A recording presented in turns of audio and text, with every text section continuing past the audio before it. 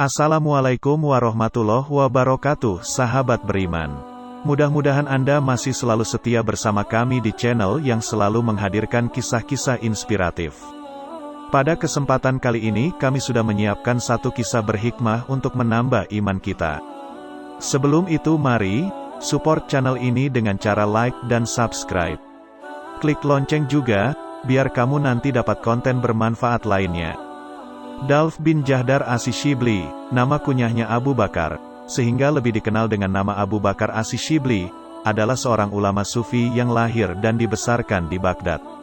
Ia bersahabat dengan ulama sufi lainnya yang sangat terkenal, Junaid al-Baghdadi.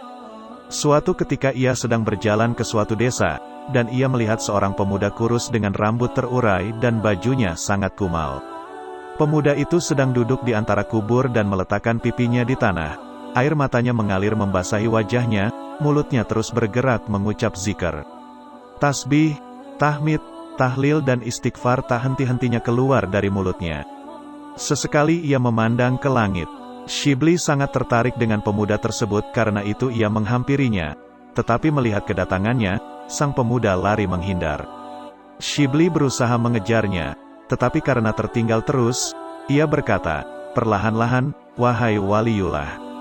Sang pemuda hanya berkata, Allah. Shibli berkata lagi, demi Allah, sabarlah engkau menantiku. Sang pemuda hanya mengisyaratkan penolakan dengan tangannya, sambil berkata, Allah putus asa untuk menghentikan pemuda itu. Asy-Shibli berkata, jika benar apa yang engkau katakan, maka tunjukkan kepadaku kesungguhanmu kepada Allah. Mendengar ucapan Shibli itu, sang pemuda berteriak keras, Allah. Kemudian ia jatuh tersungkur. Ketika Shibli sampai di tempatnya, ia memeriksa pemuda tersebut dan ternyata ia telah meninggal. Shibli menjadi bingung sekaligus heran. Begitu besar tekadnya kepada Allah, sehingga untuk membuktikan sebagaimana permintaannya, Allah harus mengambil nyawanya. Ada sedikit perasaan bersalah, sekaligus kekaguman, karena itu ia berkata, Yahtasu bi rahmatihi men yasyau, wala haula wala quwata illa billahil aliyil azhim. Shibli pergi sebentar untuk mencari kafan dan segala keperluan untuk memakamkan pemuda tersebut. Setelah kembali ia tidak menemukan jenazahnya, bahkan tidak ada bekas-bekasnya. Sekali lagi ia bingung dan bertanya-tanya, siapakah yang mendahuluinya mengurus jenazahnya, padahal ia tidak lama meninggalkan tempat itu.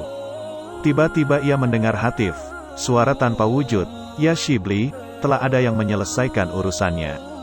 Jenazahnya telah dirawat malaikat. Hendaklah engkau banyak beribadah kepada Allah dan bersedekah. Pemuda itu tidak sampai kepada kedudukannya seperti itu, kecuali karena suatu sedekahnya di suatu hari. Beritahukanlah kepadaku, apakah sedekahnya itu? Kata Shibli, ya Shibli, pemuda itu sebelumnya seorang yang fasik, suka berzina, durhaka dan gemar bermaksiat kepada Allah. Suatu malam ia bermimpi kemaluannya menjadi ular dan mengeluarkan api dari mulutnya. Ia disembur dengan api itu sehingga tubuhnya menjadi hitam seperti arang. Setelah terbangun, ia gelisah dan ketakutan, kemudian menyingkir dari orang-orang sekitarnya untuk bertobat dan khusyuk beribadah. Ia tetap dalam keadaannya itu selama 12 tahun, hingga kemarin ia kedatangan seorang peminta-minta yang meminta makanan. Karena tidak memiliki apa-apa lagi, ia melepas baju yang dipakainya, dan memberikannya kepada sang peminta-minta. Karena begitu gembiranya, ia mendoakan sang pemuda agar dosa-dosanya diampuni oleh Allah, dan Allah mengabulkannya. Karena itulah pemuda itu memperoleh kemuliaan, karamah, seperti yang engkau lihat. Masya Allah, sebuah kisah yang mudah-mudahan bisa menjadi ibroh untuk kita.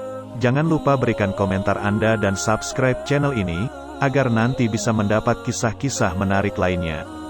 Sampai jumpa, wassalamualaikum warahmatullahi wabarakatuh.